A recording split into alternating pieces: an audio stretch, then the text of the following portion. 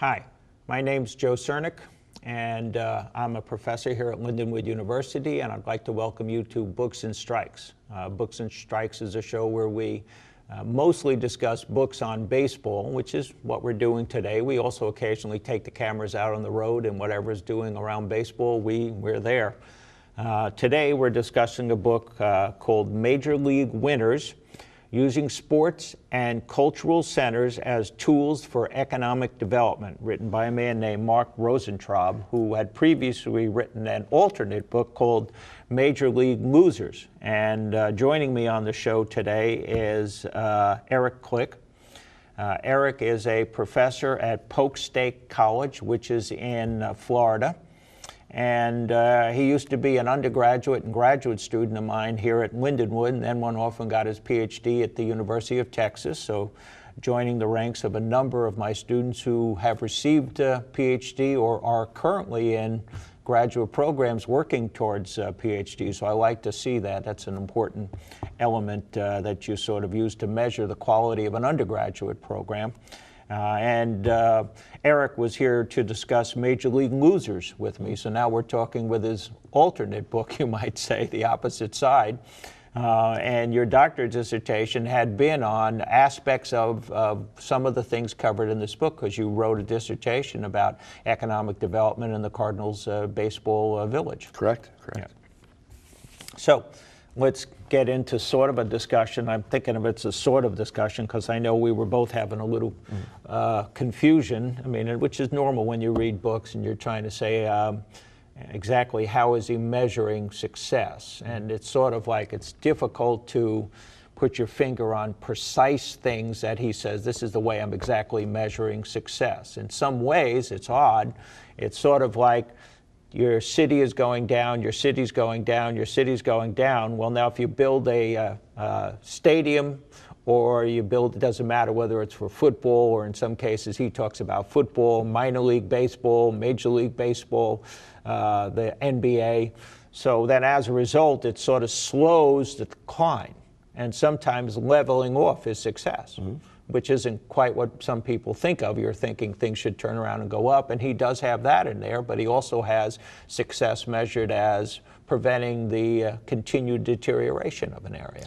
Right, and to a certain extent, I guess you could say, in a lot of readings over the years, I think that both of us have looked at, is we tend to look at the reallocation of really wealth a lot of times in these cities and so forth. And we say it takes from one area of the city to another. But a lot of people have said, well, what about the takeaway, which a lot of us forget. When they do the actual leveraging of we may leave, people say, okay, it may not positively or negatively impact, at least visibly, but the fact is, what if it was to leave? What is to happen? He almost says to a certain extent, while it's still here, that maybe it's actually at least keeping the current population or slowing the decline. So what he tries to do is look at it as an overall mix, which most people do. That's why actually the Cardinal Stadium was originally approved, because of the ballpark village. So it's supposed to be more of a mix of economic development to go into the larger scheme of the city or a particular area. So he's also trying to look at the concept too that nowadays, in essence, people want more for less. So they want more bang for their buck for less actual taxes. The issue we got into clearly in the 90s was a massive, massive allocation of funding to stadiums, and really very seriously poor public-private partnerships, where the private side really got by far the better end of these deals. So I think he starts to look at this and try to say, okay, now we already know that Major League Baseball is a artificial market. We already know it's held up, it's got antitrust issues, so in essence, they already can reallocate or locate their teams as we want. So we already know that we take that as a given. So let's look at this from a standpoint of maybe retaining jobs and also retaining human capital, is how he more or less, I would say, measures success. Yeah, he had a couple good quotes. One says, well, owners, players, and fans benefited and enjoyed the new facilities. The cities that made the investments found themselves with higher levels of debt and taxes, as well as frustrated dreams of revitalized downtowns. And then I thought it was interesting because then he says, well, what's the difference between a strategic investment and a subsidy? And he says basically a subsidy is if the government does it, and a strategic investment is if owners do it. And essentially, this was his distinction. In other words, I guess if the state or government organizations doing it, we don't necessarily see it as a strategic investment, and that's one of the things he wanted to challenge, saying, well, maybe that's not true. Well, I know it's interesting too. I kind of read that as, I had never seen someone define it, the subsidy as that. It almost seemed as if the money that the government gave, whether it be tax and governmental financing, whether it be bonds, or however you want to define that, was in essence a good investment, then it wasn't a subsidy, it was an investment. But if it was poorly invested, to me, then it became a subsidy. So to me, he was arguing semantics to a certain extent, but he was trying to say, look, everybody makes investments, both in the public and private sector. The thing that differentiates them is the results, which again, clearly the results in the 90s were unacceptable on the public side. So he's trying to find ways to say, okay, what are acceptable, reasonable results for a case-by-case basis? I thought it was interesting. He did a chart here. It's called Population Changes in Selected Central Cities. And then he went from 1950 to 1980. And the city with the biggest change, which means the biggest drop in population, is St. Louis. Right. 47.1% of its population declines between 1950 and 1980. And so some of the cities, I noticed that in this list, he has Indianapolis, which to him is the big success story in his book. But it's actually one of the smallest population drops also. So that what I'm wondering is, there's these other extenuating factors. For example, okay, St. Louis in a 30-year period loses almost 50% of its population. But Indianapolis only lost 5.9% in the same period. It's a very, very small drop in the bucket. So that as a result, though, he's seeing Indianapolis as a great success story of how to use sort of stadium construction. It isn't one item, though. We'll get into Indianapolis. Go ahead. I think it's very interesting because it's very hard for somebody like me and you who knows about St. Louis, or as we spoke about in another one of these reviews, Baltimore. Those are very different cities. They're very older cities. Their downtowns are very, they've been around for a long time. So when you start to measure these things, like an Indianapolis is by far what I would call a newer city in the Midwest. The other thing was the population has historically not been as high as St. Louis was. And the other issue too is Indiana, as you and I have also talked about in the past, is called a unigov, which is a very, very, very strong mayor. And in essence, they've been able to continue a strategy over 4 decades because the mayor just comes in and the mayor can make decisions. It's very unilateral. So you have the county involved in everything else. St. Louis is complete opposite. As we talked about also, Baltimore is opposite, but St. Louis is even part of its own county. So again, it is interesting that he points to Indianapolis as such a success, but as we've already talked about a little bit in this, the complexities are so varying that it's very hard to say city by city and try to pass it on to another city and say, oh, this is going to be successful. So I think he tries to make the point is you take a look at your current city, you try to see what's there, which is has always been an economic variable, and you try to make it better. But you can take lessons from other cities, but be careful because your city is unique in itself. Yeah, and I think that's why he has trouble, which is understandable, trying to say a measurement of success, but something works is what he's saying. Right. Something works. It's just we're going to have different measures of what we mean by something works, and it changes. So he uses terms like facilities and teams have only marginal effects at best on economic development, one of his sort of quotes. And so then says you have to focus on all these and changing what it is that will matter and what won't matter. It's more of a mix. Right. And so, and then he goes on, one of the things he did point out was that you are looking at a high percentage of government tax subsidized facilities, so that as a result he feels this is where governments have to say we're going to play a role in the broader economic development. And that's where he kind of gets into what I would talk about the difference as he defines in subsidies and investments. So beyond the semantics, clearly the government there, I think, put in about, whatever the exact number was, in essence, their return from the private sector was close to basically 3 times. So they would invest a dollar, and in essence, they would get 3 times that back in private investment.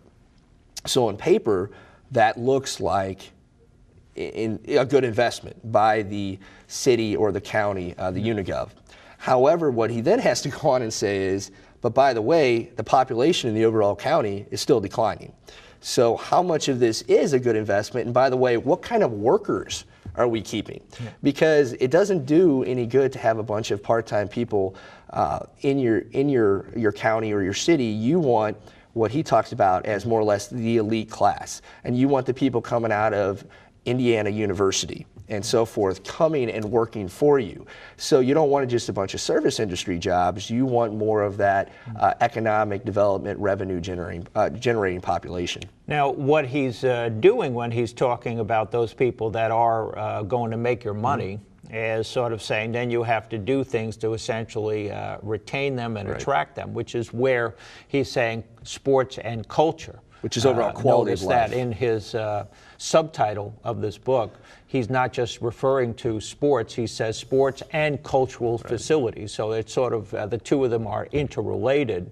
And so you end up seeing this develop. I can think of Tampa, where look at a situation where Tampa starts to take off downtown, and in the downtown area, you're looking at the building of a cultural arts center, which I know wasn't there in the 80s, but then when I'm back there within the last year, there and the aquarium, you suddenly start to see a city that I hadn't been back to in 10 years. I didn't see there wasn't sort of the development per se downtown. The Tampa Bay Buccaneers are quite a far distance. They're down by the airport.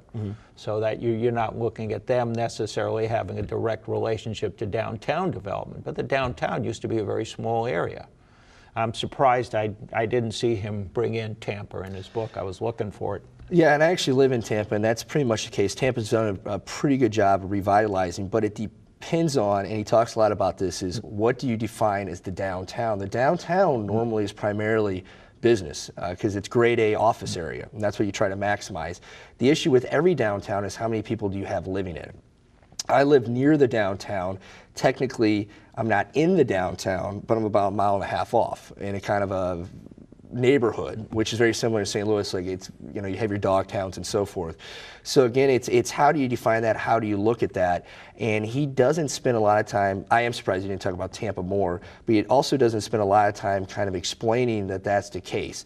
That these downtowns, even in St. Louis, you only have about 12,000 people in the actual downtown residential. So it's very hard to pin down what the downtown is. And most of the time, the reality of it, you're talking about statistical metropolitan areas, which is very confusing because even St. Louis has a statistical metropolitan area, which includes right here, St. Charles, but the reality of it is the city's not even part of the county. Yeah. So a lot of times these are more of just government for ease setting up regions that actually don't even exist on paper. Yeah. Yeah, a lot of what he addresses is this notion, and again, I was a little confused as I was going through it because he's saying you have to, because he's writing at a philosophical level in some ways as you go through parts of the book, and he's saying they work because of the fact that in these cities, people thought at some broader philosophical level, when we build a stadium, when we're doing something sports related or sports and cultural, then you have to think about how they help in the retention of business and start to help increase the property values. But I'm not always sure from the book who was doing that. Right, and a lot of it comes down to, too, is he kind of redefined the current society and also the current workforce of generation. In essence, he's saying that business, it used to be about people going to where business is. Businesses had a lot more to do with locational issues, like in St. Louis, where the rivers. And there's certain businesses that certainly still need the rivers. But what he's saying with technology and also with the ease of travel, especially with airplanes, teleconferencing, and so forth, that more and more your city actually needs to be a hub for these sort of amenities, these quality of lives, because you no longer have workers going to businesses. They're trying to say that businesses come to workers. Now, most of the time you look at local economic development, even though he's making that case, most cities don't behave like that. That's why they give out subsidies. And also that's very hard to apply to Major League Baseball, which he brings up, because it's an artificial market and there's only so many teams. So you still, in essence, when he talks about quality of life or amenities, if you want to be one of the big boys with the big images, then you got to have at least one, if not two, of these major league sports teams. And also what you're talking about is then throwing in the culture, the arts, the theaters, the museums. Again, you kind of have to have the work hard and also play hard sort of environment. Yeah, when he went through Indianapolis, it's a success story because it isn't pulling in one event and that's it. You're looking at a whole series of things. It's a marketing mix, and Indianapolis by far, I think everyone would agree, is pretty much the capital of the United States in amateur sports. So on paper, if that's how you're measuring it, certainly they just did an agreement, which is very strange actually for even the NCAA, that they're going to bring twice a decade the actual Final Four to Indianapolis, which is a huge status issue for cities that are going for kind of one-shot events. So their amateur background is really unmatched. Yeah. But again, beyond that, saying exactly how that's impacted them economically is very hard. And then he gets into, again, how many workers you're retaining, which is, again, kind of hard to measure. Yeah, I'd say his three major successes are Indianapolis. Right. And then he's looking at the idea that there was an investment of roughly $2.5 billion that brought in about $5 billion in private investment. San Diego building Petco Park. And so then you end up having about $200 million, leading to a bit over $1 billion in private. And then Los Angeles, he's talking about Staples Center and the impact of Staples Center and LA Live.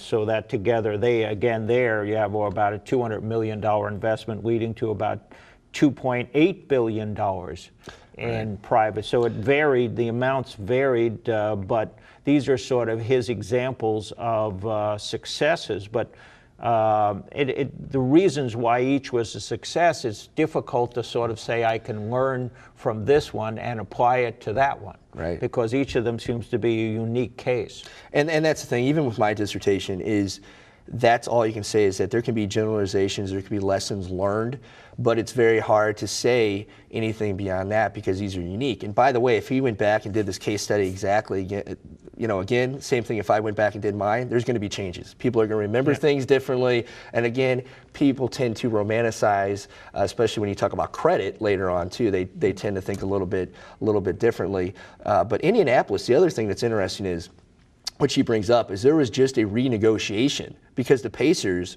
are basically going into the ground. They can't make any money right now. And so there's the process of whether or not they can even handle that region. So they had to renegotiate. It looks like the city is going to put in more subsidies. So while they're having this return now, they could actually start to be negatively impacted in the future. The Colts just got a new... This book's written prior to the recession, essentially. Right, and then the Colts also just got a new stadium in 2009. San Diego's interesting because basically the main reason that stadium is successful is because they entered into a public-private partnership and got them to more or less build a hotel. And very similar to St. Louis with the Ballpark Village. So a lot of times now they're trying to attach other development or at least something that keeps these owners in check. We only got about a minute left. General observation on the book. You're going to recommend people read it? I would recommend that people read it. I would say this though, I feel that it's a very hard book to read if you don't have a lot of background in this subject matter. And even if you do, you sometimes have to stop, think about it, and then maybe even go to other resources. Right. I think this book was primarily targeted also for people that are actually in the field too, which is unique in itself. It's not a general reader. Just to end on one note, he lists the 62 Major League and NFL teams, and the St. Louis Rams are ranked as 24th. The Cardinals is 35th as far as wealth. And I did want to bring So, up that the Cardinals, the wealth is actually, in my dissertation, 2009, they're worth more closer to 500 million. You have to remember that the Cardinals were purchased at 49 million. So that's quite an increase from 1994. Thanks for joining us today.